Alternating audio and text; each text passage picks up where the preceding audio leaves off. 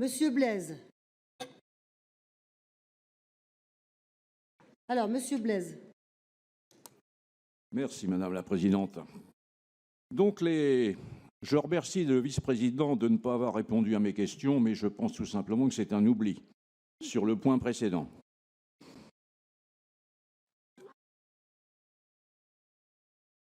Non, non. Non, c'est pas possible. Non. Vous n'avez pas dû écouter. Mais merci. Bon, nous avons l'habitude d'être ostracisés et continuons comme ça. Donc, les Français... Oui, voilà, par exemple, sur le remboursement du billet, etc. Mais on aura peut-être un débat en commission. N'alourdissons pas celui-là. Voilà. Donc, concernant cette mise en concurrence, les Français ont désapprouvé la mise en place des prérogatives européennes actuelles en 2005 par un vote franc et massif. En 2007, le président Sarkozy a bafoué le choix du peuple.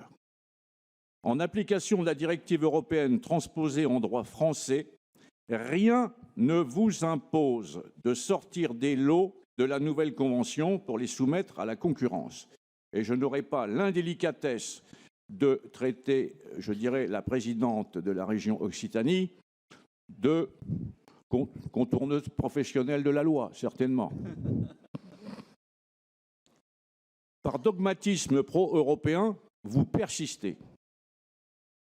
Dans bon nombre de secteurs vitaux à une nation, la mise en place de la concurrence dans le ferroviaire est une vraie fausse bonne idée par excellence et par ignorance des contraintes opérationnelles et techniques.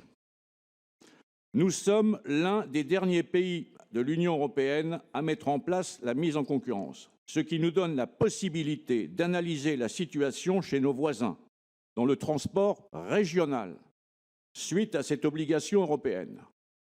La ponctualité des trains est-elle meilleure chez nos voisins? C'est non. Le prix du billet à l'unité a-t-il diminué? C'est non. Sauf si on voyage debout. Le nombre des fréquences a-t-il augmenté? Oui, si des fréquences et des infrastructures nouvelles sont à disposition. Pour le reste, c'est non. Les coûts pour les collectivités ont-ils baissé? Sur le premier contrat de DSP, il faut être objectif, 3%, selon le Conseil national des transports, suivi par une augmentation de 11% lors du deuxième contrat, ce qui fait dire à cette institution que les opérateurs sont friands d'argent public garanti sans état d'âme pour en obtenir davantage comme de vulgaires concessionnaires d'autoroutes. En France, le fret ferroviaire est ouvert à la concurrence depuis plus de 15 ans. Il serait intéressant d'écouter la démonstration chiffrée des adeptes de l'économie libérale dans le transport ferroviaire de marchandises qui voient des effets positifs à cette libéralisation sur le tonnage transporté, la santé financière des entreprises privées et la qualité du service, à tel point que Fret SNCF reprend bon nombre de contrats à ces entreprises moribondes. Fret SNCF, que l'État est prêt à liquider suite, une fois de plus, à un chantage de la Commission européenne. Concernant les conséquences pratiques de cette mise en concurrence sur le lot 1, les TER Paris-Lyon-Perrache ne pourront être effectués de bout en bout par le même personnel.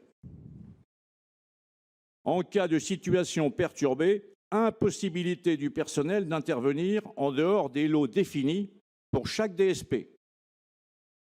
Sans oublier les potentiels conflits sociaux qui ne manqueront pas de surgir au regard des différents statuts du personnel.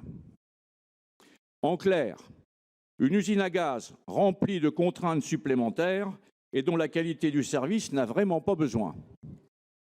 Fort de ce constat, nous voterons contre cette ouverture à la concurrence qui n'apportera rien à la qualité des dessertes et coûtera plus cher aux Bourguignons et Franc-Comtois à moyen terme.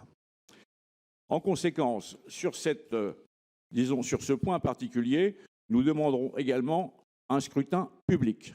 Merci.